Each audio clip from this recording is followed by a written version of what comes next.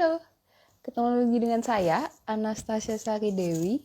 Dan di kali ini saya akan ngobrol dengan Expandana. Nah, kali ini topiknya agak lain dari yang lain karena ada kaitannya sama financial.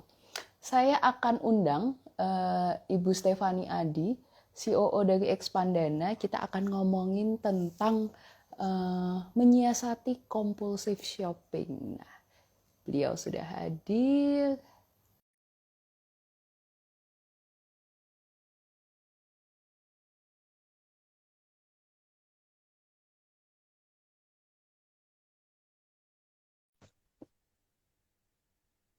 Halo, Hai Ibu Sar, Fani. Halo, Fan.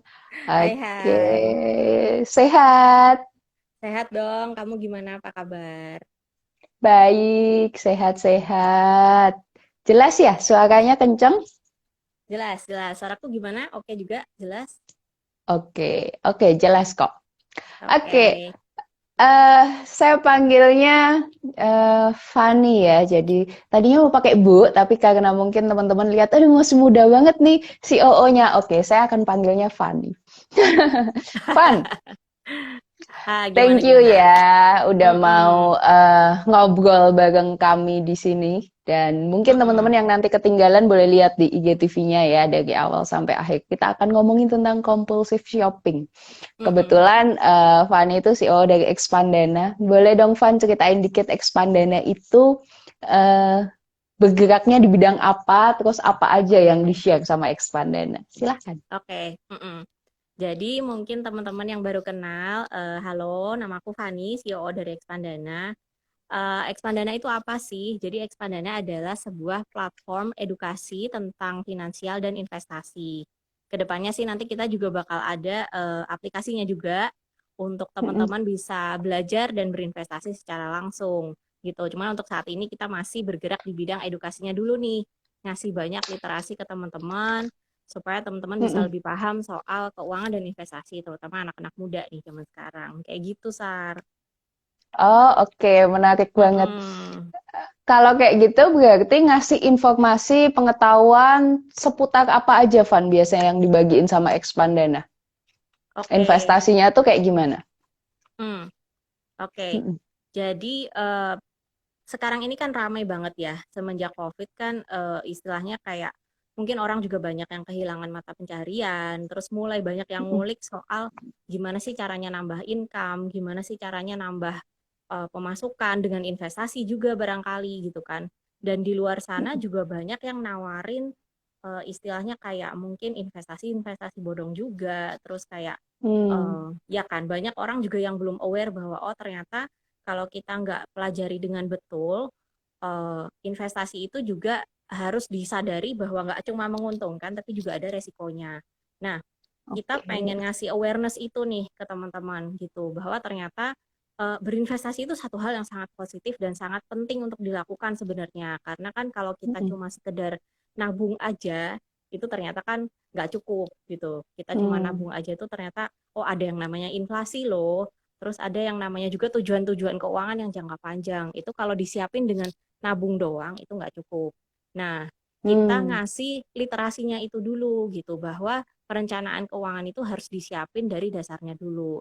Misalnya, Oke. mungkin teman-teman udah banyak yang aware juga gitu ya, karena kan sekarang informasi tentang keuangan juga banyak di mana-mana. Tapi aku akan summarize dengan biasanya kita kenal dengan piramida keuangan dulu kan. Jadi di level Hmm. paling dasar itu ada yang namanya keamanan keuangan. Nah, keamanan keuangan itu Hmm. apa? Jadi kita fokus pada perencanaan keuangan untuk diri sendiri, ke personal finance kita. Yang pertama cash flow kita mesti positif. Jadi kalau misalkan Hmm. kita masih living paycheck to paycheck itu masih nggak apa-apa selama kita bisa maintain positif cash flow gitu. Nah, yang kedua juga di level paling dasar itu ada yang namanya harus bisa memanage utang dengan baik. Bukan Hmm. nggak boleh berhutang sih, sebenarnya hutang kan juga boleh ya, kalau utangnya untuk hal yang produktif, itu juga boleh. Mm-mm. Nah, tapi harus Mm-mm. di-manage dengan baik dan ada batasnya juga. Nah, di situ Mm-mm. juga ada proteksi juga gitu. Jadi kita kan harus dilindungi dengan asuransi untuk memanage risiko-risiko yang kita tanggung gitu. Kayak misalnya risiko kena Oke. penyakit, mungkin ada risiko pekerjaan juga, kayak kalau mobil juga kan ada asuransinya juga kayak gitu untuk memanage Mm-mm. risikonya. Nah, investasi itu di tahap berikutnya gitu. Jadi kita memberikan Oke. investasi itu ada harus step yang kita ambil dulu dan ada tahapan-tahapan yang harus kita lakukan sebelum ke sana. Ya, kurang lebih seperti itu. Hmm. Mm-mm. Menarik, menarik ya. Jadi anak-anak muda sekarang diedukasi tentang finansial juga harus lebih prepare ya, karena Mm-mm. zamannya berubah gitu kan ya. Betul. Mungkin godaannya juga berubah dibandingkan zaman dulu. Jadi seringkali perencanaan keuangan kadang kalau nggak dibantu sama orang-orang yang memang berkecimpung di dunia situ yang mengamati tren mungkin nanti bisa kebablasan gitu kali ya, Mm-mm. Van ya. Mm-mm. Mm-mm. Oke, Betul. oke, menarik. Nah, malam hari ini nih mungkin banyak yang bingung, apa sih kaitannya psikologi sama apa ya, ekspandana gitu yang di bagian finansial. Nah, ada satu topik yang pengen aku diskusiin bareng kamu, Van. Namanya Mm-mm. apa ya? Topiknya tentang compulsive shopping, compulsive Mm-mm. buying gitu ya. Perilaku ini nih eh, apa ya? Belakangan ini makin banyak yang berperilaku seperti itu, apalagi Mm. godaan-godaan Harbolnas ya kan, Ya. hari belanja online, terus diskon di mana-mana gitu, apalagi Mm-mm. sekarang pandemi di rumah semua. Seringkali justru di saat yang lain kesulitan gitu ya, atau mungkin pendapatannya menurun kayak restoran dan lain-lain, tapi kayak e-commerce itu kan naiknya luar Mm. biasa gitu Mhm. ya, transaksinya dan lain-lain. Nah, eh, kalau sebelum aku tanya dari Fani, dari Mhm. kacamatanya Fani dari Expandana, kalau dari saya sendiri, dari kacamata kami psikolog gitu ya, saya pribadi, compulsive shopping ini kan nggak kadang nggak bisa disadarin sungguh-sungguh sama orang yang melakukannya. Nah, Mhm. kapan menjadi sesuatu yang berbahaya itu kan di saat dia sudah nggak bisa kontrol dan itu dijadikan hiburannya dia gitu. Jadi Mhm. perasaannya dia akan jauh lebih happy, akan lebih baik di saat dia sudah melakukan transaksi-transaksi yang mungkin dia sebenarnya nggak butuh. Mhm. Dan dia seselin abis itu. Tapi abis Mhm. diseselin, diulangin lagi besoknya. Gitu Ya. terus muter-muter di situ ya. Mhm. Sampai Mhm. akhirnya nanti timbul masalah baru. Masalah keuangan, masalah mungkin Mhm. dengan pasangan gitu ya. Mungkin yang udah Mhm. menikah gitu jadi ribut ya kan saking dia borosnya. Tapi entah kenapa perasaan nggak nyamannya dia, perasaan bosennya dia, perasaan sedih atau bete-nya dia selalu dia pelariannya ke arah situ gitu. Mhm. Jadi kalau di kacamata psikologi itu gitu tuh, Van. Mhm. Menjadi lingkaran setan di saat tidak bisa keluar dari kebiasaan atau habit itu. Mhm. Nah, eh, ini kan nanti rembetannya kemana-mana nih, Van. Kalau dari psikologi bisa timbul kecemasannya meningkat, ya kan? Terus saat terus dia perasaannya nggak enak dan nggak bisa belanja, jadi kemana-mana nih pikirannya nggak enak karena dia nggak ketemu cara pelampiasan yang lain. Ada Mhm. juga harga dirinya juga jadi ditentukan dari kegiatannya dia itu. Di saat dia ternyata nggak punya uang untuk dia beli sesuatu, dia nggak nyaman gitu ya. Jadi merasa mungkin ada orang-orang yang belanja tidak hanya untuk kepuasan, tapi juga untuk pengakuan gitu. Jadi Mhm. motivasi belanjanya tidak lagi jelas gitu. Nah, karena kompulsif ini terus berulang terus ya, ada kaitannya sama hedonisme juga, jadi menciptakan satu euforia yang menyenangkan ini jadi Mhm. kacau. Mhm. Kalau dari Mhm. Expandana, aku pernah baca tentang artikel yang kaitannya compulsive shopping dari Expandana. Mhm. Apa menurutmu, Van, tentang compulsive shopping? Fenomenanya kayak gimana nih kalau menurut kamu sebagai pengamat di situ? Oke. Nah, sebenarnya Mm-mm. compulsive shopping ini menarik ya. Kita sebenarnya juga Mm-mm. waktu itu pernah ngebahas ini di salah satu event kita, Cafe Expandana. Mm-mm. Cuman kita ngambil Mm-mm. angle dari sisi yang beda, tapi intinya sama. Gini, jadi Mm-mm. kalau dari compulsive shopping itu sendiri, sebenarnya kebutuhan orang untuk beli barang itu kan mutlak ya, pasti dong, kita kan pasti beli barang kan. Nah, kita Mm-mm. tinggal pertanyaannya, kita beli itu karena fungsinya atau karena Mm-mm. gengsi. Nah, fungsi Mm-mm. atau gengsi gitu kan ya. Jadi kita ini Mm-mm. beli something karena butuh atau karena pingin aja gitu. Nah, Mm-mm. itu pertanyaan paling mendasar yang bisa ngebantu sebenarnya kalau apa ya istilahnya kita mulai sadar nih kalau kita nih udah mulai kena yang namanya compulsive shopping atau kita beli beli beli beli beli tanpa akhirnya kita tahu ini sebenarnya buat apa sih. Terus ujung-ujungnya di rumah banyak tuh paket-paket yang belum dibuka, terus kapan belinya, Mm-mm. masih ada di lemari gitu kan. Itu barangkali ada Mm-mm. juga yang Mm-mm. seperti itu. Nah, ngelihat tren makin ke sini makin banyak makin gampang dengan adanya teknologi, dengan adanya digital. Ya aplikasinya juga gampang kan, tinggal kita pakai aja di handphone gitu kan. Itu sebenarnya kita bisa ngelihat positif dan negatifnya, dua-duanya ada gitu. Positifnya kan berarti kemudahan buat kita untuk Mm-mm. berbelanja gitu kan. Apalagi ditambah dengan adanya COVID ini misalnya. Dengan adanya COVID kita jadi takut misalkan mau ke supermarket karena kan rame ya, ketemu orang, Mm-mm. kita takut pegang-pegang barang segala macam. E-commerce itu Mm-mm. membantu. Membantu dengan Mm-mm. kita ya udah tinggal klik-klik aja dari handphone, paketnya datang nih ke rumah, terus bisa kita langsung pakai aja. Itu membantu di Mm-mm. sisi itu, digitalisasinya. Tapi di satu sisi, karena sangat gampang, beberapa orang jadi agak tanda kutip kayak kecanduan gitu kan. Ya kan? Mm-mm. Jadi dia belanja, aduh lucu, beli. Belum kalau ada promo, tanggal cantik kan sekarang tiap kali ada promo ya. Satu satu dua dua dan seterusnya sampai 12 12. Dari yang tadinya Iya. cuman 11 11 ya, kalau nggak salah awalnya kan Singles Day ya. Ya itu Mm. lama-lama berenteng jadi seluruh tanggal jadi ada gitu, seluruh bulan jadi Nah, ada gitu. Itu betul. di satu sisi iya, maksudnya aku menanggapi ini dalam hal roda perekonomiannya juga muter dengan adanya promo. Sebenarnya Mm-mm. kita bisa lihat bahwa apa ya, maksudnya beberapa orang yang tadinya kehilangan mata pencaharian yang resmi, yang formal, misalkan dia Mm. karyawan, sekarang banyak loh yang beralih profesi jadi jualan. Tiba-tiba everyone Mm-mm. jualan gitu kan. Tapi it's okay, it means mereka masih berusaha mencari sesuatu untuk mata pencaharian, untuk pekerjaan dirinya sendiri gitu. Tapi kalau kita balik ke kacamata kita sebagai pengguna ya, sebagai pembeli. Mm-mm. Nah, Mm-mm. poin pertama yang kita bisa jadiin patokan adalah itu tadi, ini needs atau wants gitu. Kita beli ini tuh benar-benar berdasarkan fungsinya atau ya gengsi aja gitu kan. Itu kita mau Mm-mm. impress orang lain atau memang kita beneran butuh mau pakai gitu.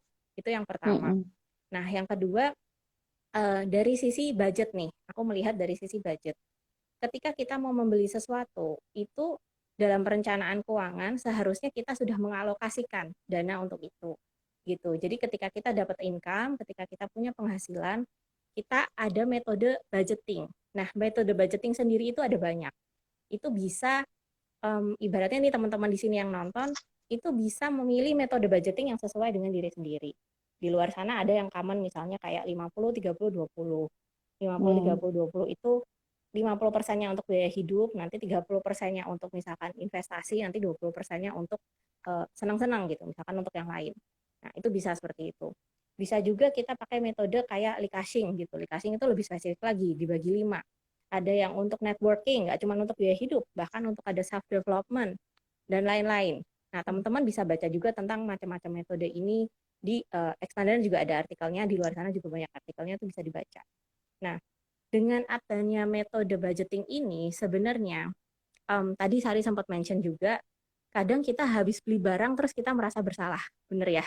Mm-mm. Mm-mm. Udah beli terus habis itu, aduh sebenarnya gue nyesal dibeli ini. Nah, Mm-mm. itu nggak akan kejadian kalau memang kita udah netepin kita beli ini karena kita butuh dong. Bener ya? Mm-mm. Maksudnya kalau kita Mm-mm. butuh, kita nggak nyesel. Yang kedua, kalau ternyata memang angkanya cukup gede misalnya, karena belanjanya cukup besar, um, tapi kita sudah buat alokasinya. Nah, Mm-mm. misalnya kita sudah buat budgetingnya untuk bulan ini, atau ekstrimnya lagi kalau belanjanya cukup besar. Misalkan aku ngomong kayak kita mau beli mobil ya, misalkan mobil kan gede ini, mahal gitu kan. Gimana supaya caranya kita nggak nyesel? Pertama kita riset dulu mobil banyak tipenya, apa iya kita butuh yang merek paling mahal? Enggak juga kan, toh fungsinya sama. Nah, kita cek dulu dari segi kebutuhannya, fitur-fiturnya. Apa iya kita butuhnya yang misalkan yang gede banget kayak Alphard, padahal kita masih single, mau bawa siapa gitu kan. Ternyata nggak perlu. Kita mungkin cukup yang mobil kecil aja gitu misalkan. Nah, kita bisa riset dulu karena dari Mm. tipenya barangnya sendiri kita bisa tentuin mana yang paling tepat buat kita. Nah, yang kedua, dari sisi harganya tadi, kalau memang alokasinya cukup besar, kita bisa plan untuk jangka panjang, dibudgetin nih, kita bikin alokasi. Oh ya, berapa bulan ke depan aku akan sisihkan berapa persen dari gaji aku untuk pembelian ini, untuk DP mobil misalkan. Nah, kalau Mm. udah Misalnya dengan kemudahan yang udah ada sekarang juga, oh ternyata beli mobil bisa DP and then cicilan. Oke, cicilannya berapa persen? Nah, cicilan berapa persen itu kita bisa taruh di alokasi budgeting untuk bulan-bulan berikutnya juga. Dan itu ada rasionya. Jadi kalau kita mempunyai Oke. utang, utangnya itu sendiri juga harus kita kelola jangan sampai lewat dari 30% dari income total kita. Gitu. Kalau itu masih Hmm. di bawah 30%, ya paling gede 30%, itu masih oke. Dalam artian ketika kita buat keputusan untuk utang, kita sadar dong bahwa kita juga punya kemampuan untuk membayar. Jangan bablas Hmm. gitu ya maksudnya. Apalagi Nah, kalau betul. misalkan kayak di e-commerce. E-commerce sekarang kayaknya banyak ya yang udah dilengkapi sama fitur pay later atau mungkin cicilan gitu ya. Itu kan banyak banget. Fintech yang memfasilitasi untuk kredit itu juga ada. Nah, hati-hati karena sebenarnya memudahkan, tapi kalau kita nggak punya self control yang baik, takutnya juga bablas juga gitu. Nah, jadi Mhm, kalau aku mhm, highlight lagi tadi bisa dari sisi kita tentuin dulu ini needs atau mhm, want, kita beli karena mhm, fungsinya atau karena gengsinya gitu ya. mhm. Yang kedua juga ngelihat dari sisi budgetingnya kita. Ini masuk nggak nih di angka pembagian alokasi keuangan kita gitu. Kalau masih masuk ya boleh, nggak apa-apa. Artinya kita masih bisa memenuhi cicilannya tadi gitu. Oke, jadi tipsnya banyak tuh ya. Jadi tentang compulsive shopping kalau dari kacamata eh Fani mewakili Expandana, orang-orang yang ngikutin tren tentang how to manage your money gitu ya, itu tuh banyak rumusnya. Jadi bener tuh Van ngomongin tentang pay letter terus kartu kredit itu semakin merangsang orang untuk tumbuh perilaku kompulsif shopping gitu ya karena wah bisa nih dibayarnya nanti jadi kayak ada jarak gitu ya ada jarak Mhm. antara dia dan konsekuensi yang harus dia dia keluarkan gitu dan tiba-tiba aja nanti nyesel di bulan selanjutnya nah terjerat kayak gini nih kan repot ya so apa menurutmu dari kacamata Expandana tentang anak-anak muda atau mereka lah yang menggunakan kartu kredit untuk belanja banyak. Apa saran atau pandangan kalian gitu? Saya pengen Hmm, tahu. oke. Sebenarnya kita tuh nggak perlu mengantagonize gitu ya. Kalau misalkan kita bilang Mm-mm. kartu kredit, aduh kayaknya bikin ini. Sebenarnya nggak juga sih. Kita bisa bilang kartu Oke. kredit itu dibuat kan juga untuk ada manfaatnya. Contoh, let's Mm-mm. say aku mau beli buku dan bukunya itu hanya dijual di Amerika, di Amazon misalkan. Hmm. Nah, mau nggak mau kita belinya pakai kartu kredit dong, gitu. Karena kita butuh beli something yang di luar negeri, gitu. Nah, kartu kredit membantu dalam hal-hal seperti itu. Kalau memang kita butuh transaksi.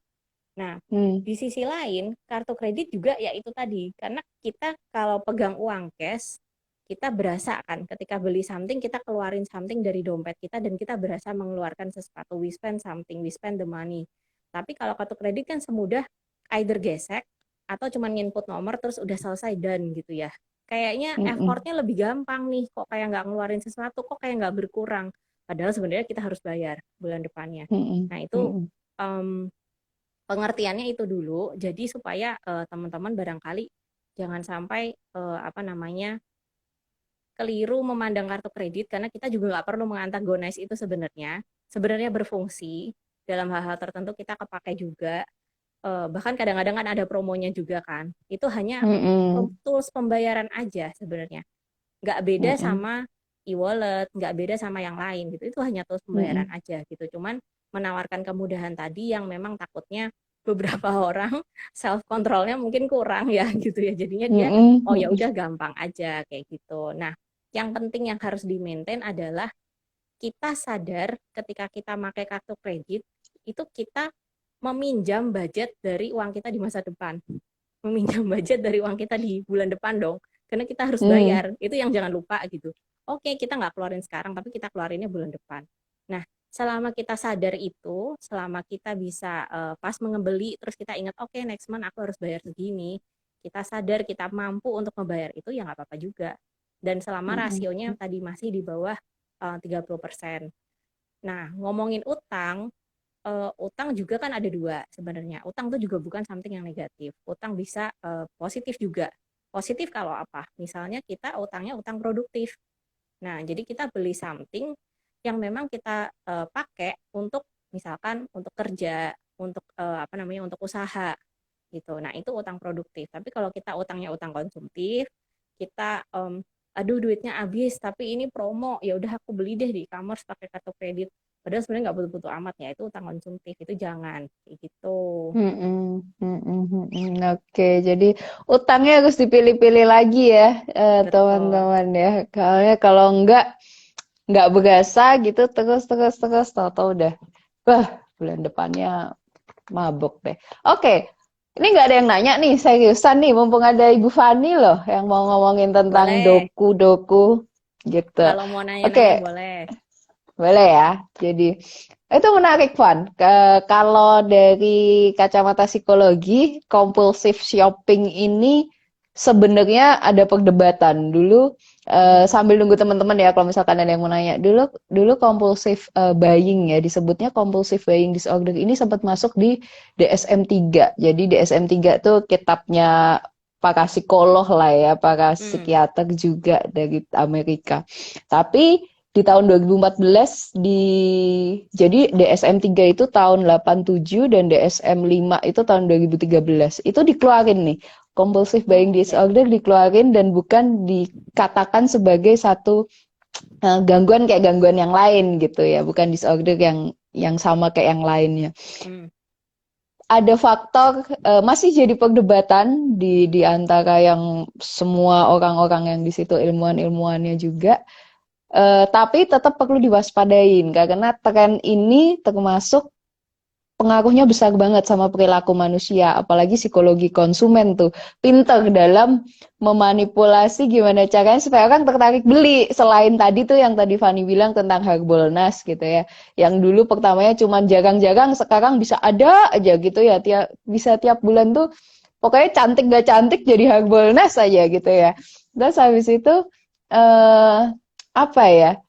Jadi orang tuh kan kadang me- menjadi salah satu pelengkap juga perilaku itu tuh ke gangguan-gangguan yang lain gitu. Jadi Mm. mungkin teman-teman di sini ada yang pernah tahu, ada juga orang-orang yang eh, disebutnya borderline gitu ya. Dia punya satu perilaku yang berlebihan di satu atau dua hal gitu ya. Ada shopping itu bisa jadi salah satunya juga gitu. Kadang Mm. orang-orang yang borderline, orang bipolar gitu kan dia saat begitu punya eh, satu kegembiraan yang moodnya lagi tinggi-tingginya gitu ya, dia bisa tuh semua dia belanjain gitu ya. Kemudian nanti begitu moodnya lagi eh, nggak oke gitu, terus dia sangat menyesalinya gitu. Jadi banyak banget deh faktornya termasuk apa yang sudah ditawarkan di depan mata itu. Jadi bisa jadi kompleks banget, bisa jadi kemana-mana gitu, Van. Mm. Oke, jadi psikologi konsumen juga ada yang memberikan satu tips kalau dulu saya ingat gimana caranya konsumen beli adalah harganya dibuat kepalanya kecil. Misalkan harganya aslinya 40.000 tapi dibuatnya 39 Nah, 900 sekian-sekian gitu. Jadi aslinya 40 gitu. Dan itu adalah salah satu trik juga. Jadi menarik untuk perusahaan-perusahaan juga menjadikan psikologi konsumen itu apa ya, dia pelajarin lah gimana caranya supaya mm. nih orang terus beli dan kalau ya tadi yang kayak Fanny bilang kalau self controlnya nggak oke gitu ya, udah ada godaan godaan Harbolnas, godaan kartu kredit, wah udah ketambahan mood yang sedih terus dia lampiasin sama kayak gitu, udah panjang deh ceritanya ya. Jadi Mm-mm. perlu punya punya filter yang detail kayak tadi Fanny sharing tentang tips-tipsnya. Mm-mm. So, Mm-mm. ini nggak ada Sebenarnya yang nanya menarik nih. nih. Mm-mm. Kalau sambil ini ya, sambil nunggu teman-teman kalau ada yang mau Hmm. nanya monggo silakan diketik aja. Em, Kalau ngomongin soal compulsive shopping ya, aku bilang itu mungkin kayak kita tuh perlu balik ke eh, gimana anak itu atau orang itu gitu ya, orang itu dulu dibesarkan dan diberi pendidikan gimana tentang relationship-nya dia sama uang. Menurut aku kayak Hmm. bisa bisa masuk ke sana gitu. Jadi kenapa Betul. dia bisa punya unhealthy relationship sama uang gitu kan? Kenapa dia sampai belanja gila-gilaan? Kenapa dia cari kebahagiaan itu dengan shopping gitu misalkan. Padahal sebenarnya kebahagiaan itu kan state of mind dan apa ya, maksudnya something yang kita cari dalam diri sendiri, bukan dari barang atau dari apa gitu. Mm-mm, Jadi mm-mm, mm-mm. aku nggak tahu ya, ini please correct me if I'm wrong ya gitu. Cuman somehow menurutku menarik kalau misalkan kita ngulik angle-nya dari situ juga, Sar. Kayak misalkan Betul. em, orang itu dibesarkannya gimana gitu, papa mamanya dia ngajarin dia gimana ketika dia kecil. Apakah memang apa ya, uang itu diajarinnya di keluarga misalkan diagung-agungkan banget, atau kamu harus punya uang karena kalau kamu nggak punya uang nanti gini gini gini gini gini. Itu menurut aku kayak matters banget gitu, matters banget. Mhm, mhm, mhm. Em, Kalau dia dibesarkan dengan cara yang salah, dia bisa punya itu tadi kayak unhealthy relationship tentang uang sih. Nah, itu menurut kamu gimana tuh kalau kayak gitu? Benar, benar setuju Van tentang nilai uang itu kayak gimana. Plus ada lagi aku tadi jadi tiba-tiba ingat ada satu klien yang sharing bahwa iya I spend money buat banyak belanja fashion walaupun dia yang lain nggak punya ya tabungan dan lain-lainnya.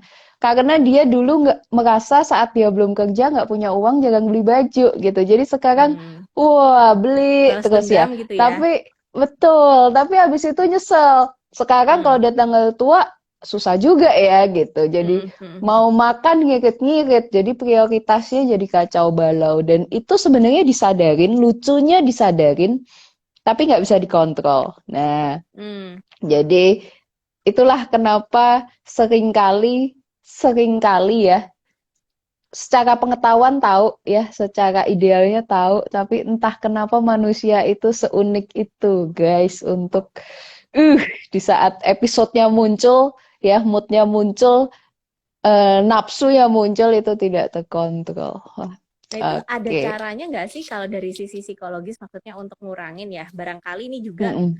teman-teman, sobat Panda, audiensnya Expandana yang nonton ternyata Mm-mm. punya, mungkin bukan diri sendiri, mungkin ada temennya atau siapanya gitu ya, circle kalian yang Mm-mm. istilah kata mengalami, mungkin ya, mengalami compulsive Mm-mm. shopping. Jadi kayak kesulitan untuk ngerem belanja, padahal tahu sebenarnya mungkin, aduh kemarin udah sempet kayak gitu, udah sempet nyesel, udah sempet salah beli, tapi ya beli lagi gitu. Nah, gimana Mm-mm. cara yang apa ya, maksudnya tipsnya mungkin ya kalau dari sisi psikologis, karena Mm-mm.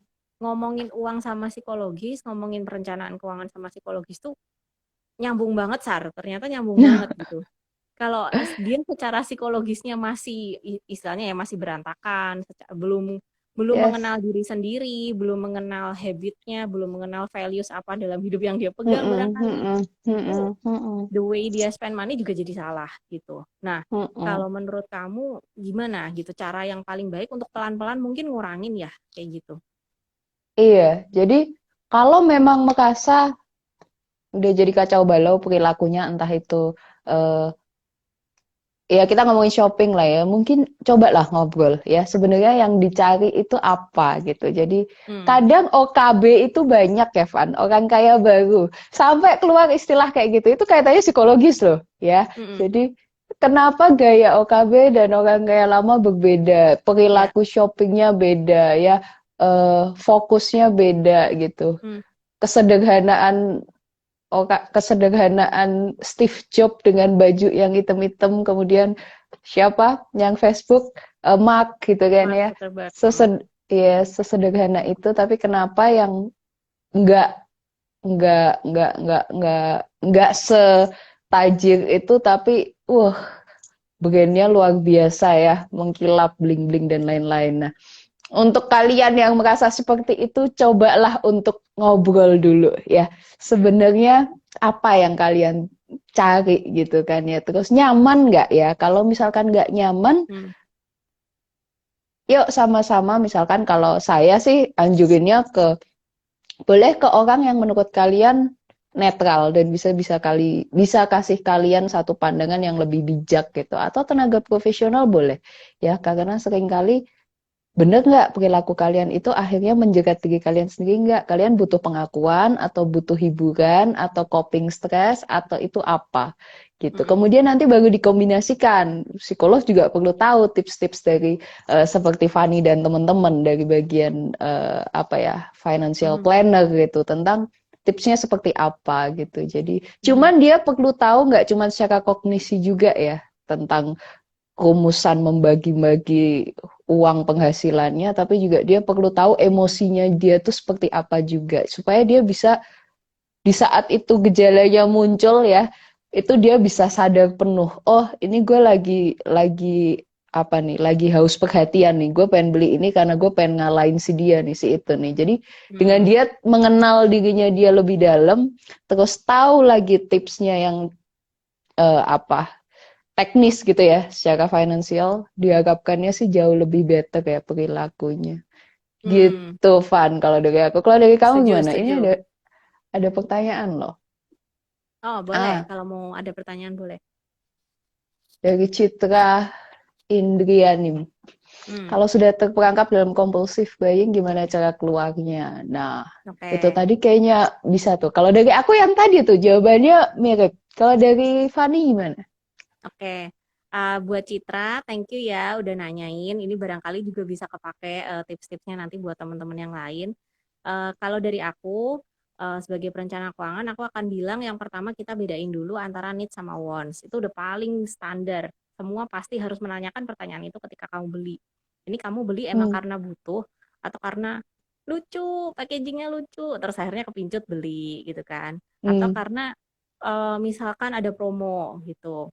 Sebenarnya promo juga bukan hal negatif ya kalau emang barangnya butuh, malah sekalian gitu belinya pas betul. promo gitu. Sengaja di Iya. resetin belinya pas promo malah biar murah. Nah, tapi hati-hati kalau Hmm, ternyata kepincut promo and then kita jadi beli something yang nggak kita butuhin. So itu tips nomor satu itu needs atau wants. Nah, tips yang kedua, kamu punya barang pengganti nggak di rumah? Ada substitusinya nggak? Ada alternatifnya nggak? Misalnya. Nah, kalau misalkan kamu kepingin beli baju warna coklat, gitu ya. Terus ternyata aku cek lagi deh di lemari, kayaknya ada deh yang mirip-mirip. Oh iya, ada yang warna gelap, ada warna hitam juga, abu-abu tua juga ada. Oh ya udah deh, beli coklatnya ntar kapan-kapan aja. Kalau memang belum terlalu mendesak, gitu ya. Jadi hmm, mungkin hmm, hmm. dibedain juga antara kebutuhannya mendesak atau enggak, gitu kan. Butuh atau enggak itu tadi. Nah, terus ada penggantinya enggak, ada substitusinya enggak. Kalau ternyata ada, em, mungkin untuk hal yang tips yang kedua ini, kalau Citra mau ngulik, ada juga bisa ngecek gaya hidup minimalism, kayak yang sempat booming ya terakhir-terakhir ini gitu. Bahwa ternyata kita nggak perlu sebenarnya segitu banyak baju gitu kan. Kita cuma perlu beberapa aja yang mungkin staple items, yang bisa kita mix and match misalnya, dan itu udah jadi beberapa style yang bagus, yang udah cukup effortless, yang udah cukup classy gitu misalkan. Kalau kita Hmm, hmm. ngomong kayak misalnya ya kayak tadi Sari sempat mention mungkin Steve Jobs atau Mark Zuckerberg, bahkan dia nggak terlalu pusingin gitu masalah mesti trendy tiap hari bajunya mesti ganti. Kalau ketahuan pakai baju yang sama 2 kali malunya setengah mati. Nggak usah Hmm, gitu ya. We hmm, don't hmm. live to impress others gitu kan. Yang penting justru kamu kaya beneran instead of just terlihat kaya gitu menurut aku. Jadi Setuju. mending kita fokus pada prioritas-prioritas lain yang lebih penting daripada duitnya kita beliin apa ya istilahnya ngomplitin warna di lemari baju, kita masukin nih ke investasi supaya kamu bisa mencapai tujuan keuangan kamu yang lebih jangka panjang, bisa buat nanti kalau mau beli rumah atau nanti kalau mau misalnya nabung buat dana pensiun juga bisa kayak Hmm, hmm, gitu. Itu hmm, hmm. alternatif yang kedua, soal substitusi. Nah, yang ketiga mungkin ini unik tapi ini kepake. Uniknya gini, kadang yang murah itu belum tentu yang paling benar. Karena gini, ketika kamu beli satu barang yang murah banget, kamu belinya karena murah banget kan. Terus Mhm. ya udah kata Kak Fani, ini aja deh cari yang murah biar kita nggak boros gitu. Kadang-kadang yang murah itu juga cepet rusak. Nah, karena kan ada harga ada kualitas ya. Jadi Mhm. kalau kita beli yang termurah, sekedar parameternya yang termurah aja, itu kadang-kadang juga bukan solusi yang tepat. Karena endingnya kita jadi boros, barangnya jadi rusak, bulan depan jadi mesti beli lagi gitu kan. Nah, Mhm. kalau kita belinya something yang lebih high quality dan kita sadar itu bisa untuk jangka panjang, malah itu jadi lebih hemat kayak gitu. Nah, jadi yang poin ketiga ini murah itu belum tentu 100% jadi solusinya gitu. Nah, mungkin aku kasih 3 tips itu tadi. untuk yang pertama needs atau wants kamu bedain dulu. Yang kedua ada alternatifnya atau enggak. Nah, terus yang ketiga itu tadi coba kulik lagi, riset lagi nih dari sisi mereknya, kualitasnya. Mungkin sekarang di marketplace kan gampang ya. Kita ada review kan dari orang-orang sebelumnya yang udah pernah beli, itu Iya. bisa dicek juga. Betul. Pada bilang bagus apa enggak sih barang ini. Di YouTube barangkali kalau yang cowok-cowok mungkin suka nonton review apa gitu ya di YouTube banyak. Itu bisa ditonton juga dulu. Oh, barangnya bagus enggak? Apa kualitinya bagus enggak? Nah, itu akan sangat membantu kamu. Jadi ketika kamu beli, kamu memang benar-benar mindful dan tahu apa yang kamu spending ini memang kepake buat kamu. Gitu, Citra. Oke, gitu Citra Indriani. Jawaban dari Fani. Ya, jadi sarannya teknis ya, udah didetailin tuh satu per satu, coba deh dipraktekin gitu. Kalau masih susah juga gitu, mungkin perlu komunikasi dengan orang lain atau perlu bantuan orang lain buat nyetop kamu, ngingetin kamu gitu. Ya, jangan malu-malu untuk cari temen yang bisa ngingetin gitu ya, Van ya.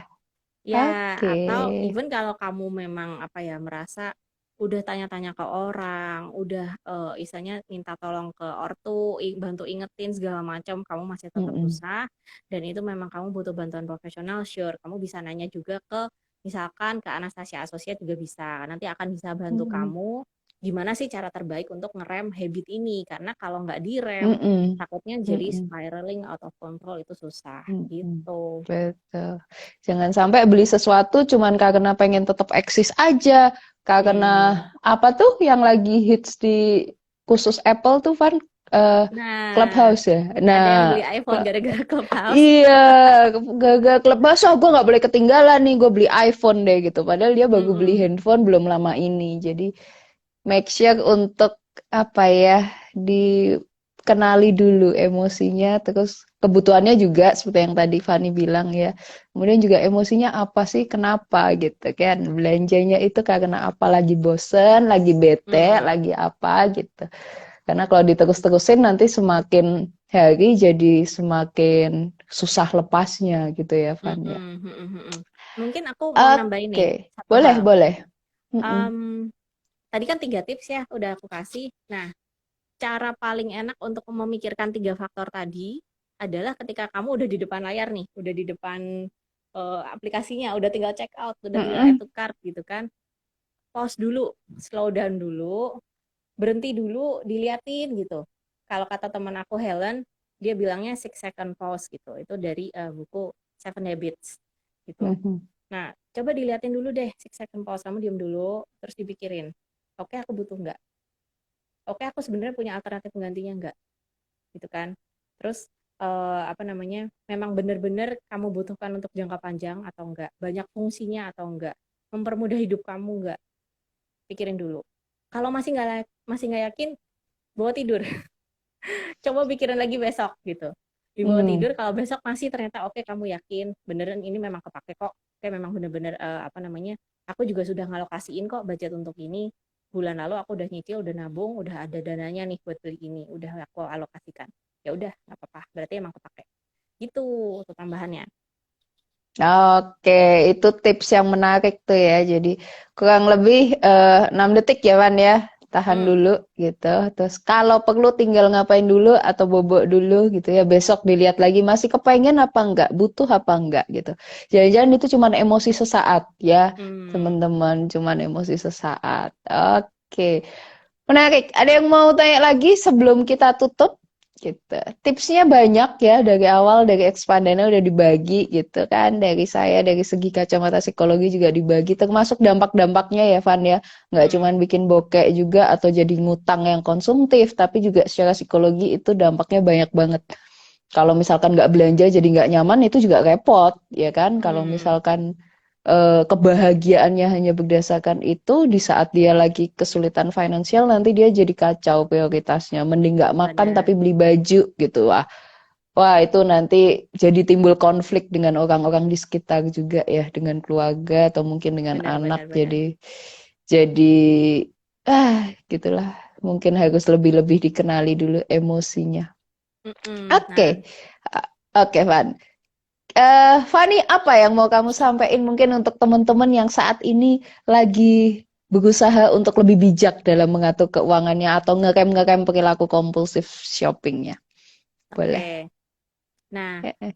kalau dari aku, something yang pertama bisa kamu lakukan untuk memulai itu pertama kamu catat dulu selama Mm-mm, sebulan pengeluaran kamu itu apa aja. Jadi di tracking nih, mm-mm, spending kamu itu di mm-mm, tracking.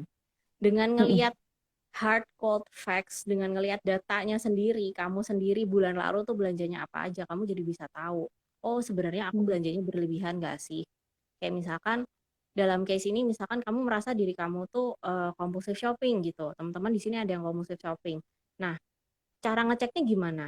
Coba cek bulan lalu kamu keluarin duit itu buat apa aja, spending kamu apa aja.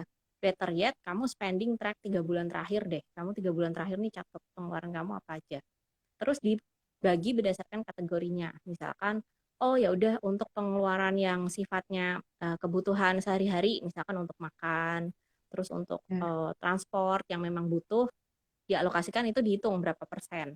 Nah, terus berapa persennya yang kamu spend untuk hal-hal yang sifatnya mungkin entertainment, something yang kamu impulsively buying gitu, something yang kamu belinya nggak direncanain gitu. Nah, itu coba di tracking berapa persen. Dengan kamu Mhm, ngamatin perencanaan atau apa namanya transaksi kamu itu, kamu jadi ngeh, oh iya ya sama ini ternyata aku terlalu boros. Aku beli jajan boba sampai berapa gitu, berapa ratus ribu gitu misalnya ya. Atau aku ternyata sering banget pesen lewat aplikasi, jadinya ongkirnya mahal gitu. Ternyata habisnya banyak di ongkir, misalkan karena aku sering pesan paket atau apa gitu. Nah itu dengan ngelihat rinciannya, kita jadi tahu gitu, oh berapa persen sih yang kita habisin ke sana. Nextnya, setelah kamu tahu, setelah kamu tracking, kamu bikin budgeting gitu. Nah, metode budgeting di luar sana ada banyak, kamu bisa cek juga.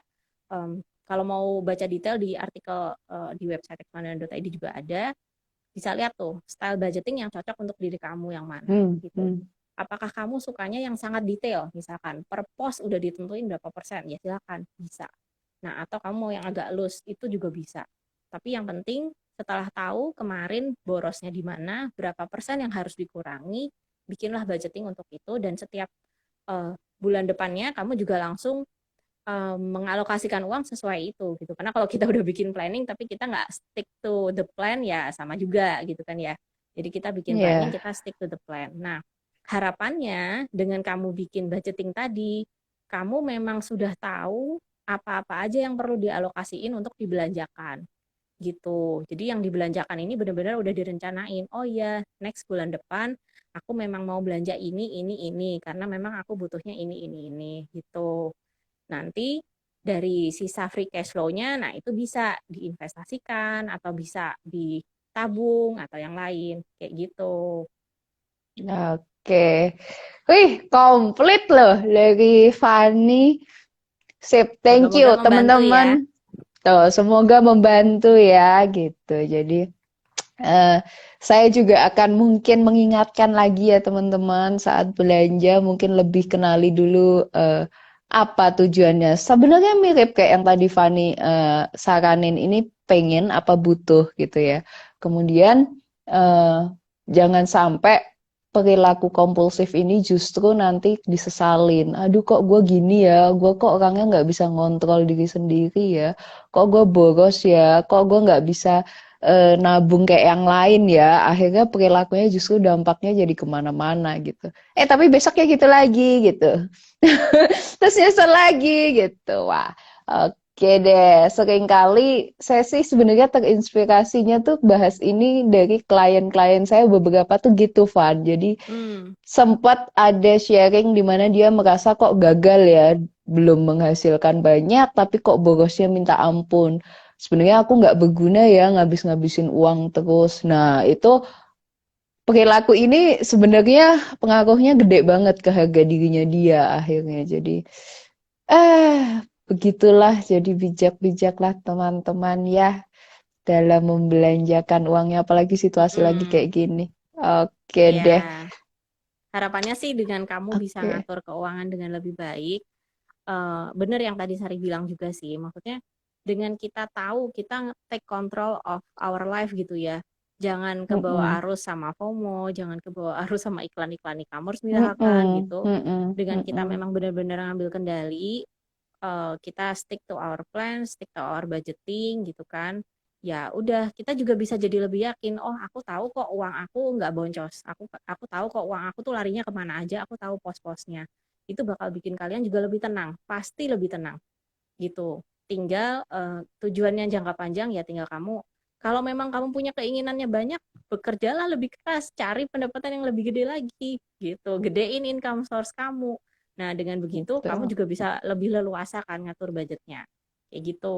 Mm-mm. Mm-mm. Biar lebih tenang ya Sip. teman-teman ya.